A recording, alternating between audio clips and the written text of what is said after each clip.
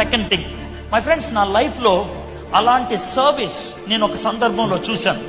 1990 మే 1వ తారీఖు కోతగిరి ఊటీ దగ్గర ట్రైనింగ్ వెళ్ళాను. 30 days ట్రైనింగ్.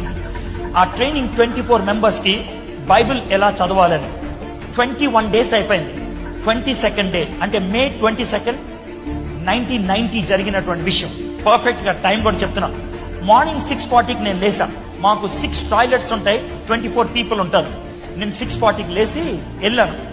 23 మెంబర్స్ కూడా బయట ఉన్నారు. అరే ఏమైందిరా అంటే, సెప్టిక్ ట్యాంక్ నిండిపోయిందన్న, లోనకి వెళ్ళలేం అని అన్నారు. కోఆర్డినేటర్ అక్కడ ఉన్నాడు. సార్ ట్యాంక్ నిండిపోయిందంట, తెలుసు మాకు, మరి ఏదో ఒకటి చేయండి సార్ అంటే, ట్రై చేస్తున్నాం, ఎవడు రావట్లేదు అని అన్నాడు. ఒక మేబీ 30 seconds 40 seconds ప్రేయర్ చేశాము.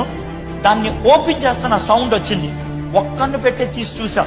నిక్కర్ వేసుకొని ఉన్నాడు, కట్ బనీన్ వేసుకున్నాడు, కూలింగ్ గ్లాసులు వేసుకున్నాడు, నెత్తికి స్కార్ఫ్ పెట్టుకున్నాడు, ముఖానికి మాస్క్ వేసుకున్నాడు, బాడీకి కిరసనాలు రాసుకున్నాడు. I can easily smell that. ఆయన లోనకి దిగుతున్నాడు. అబ్బా చాలా స్టైల్ ఉన్నాడు వీడు అని అనుకున్నాను.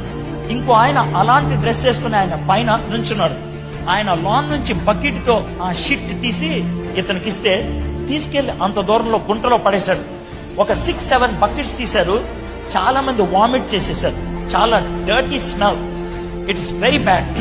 ఒక హాఫ్ ట్యాంక్ అయిందేమో. మూసేయండి బ్రదర్, చాలండి అన్నాడు. మూసేయండి బ్రదర్ అంటున్నాడు ఏంటినా, పాకోళ్ళు కూడా ఆయన ఎంత బ్రదర్ అంటారా అని అనుకున్నాను. మూసేశారు. అయిపోయిన తర్వాత మేము స్టడీగా నుంచున్నాం.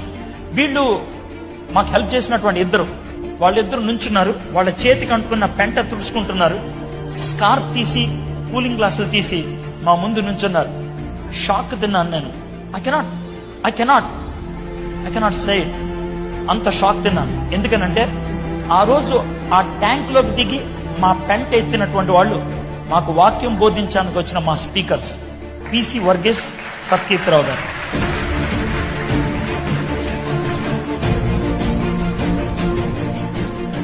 వాళ్ళు ఆ విధంగా చేసిన తర్వాత I want to tell you very frankly, నా యొక్క స్పైన్ లో ఎంటుకల నుంచి ఆ ఫీలింగ్ వచ్చింది.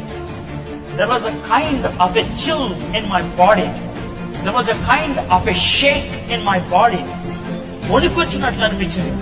If this is Christianity, if this is Christ likeness, I must follow it.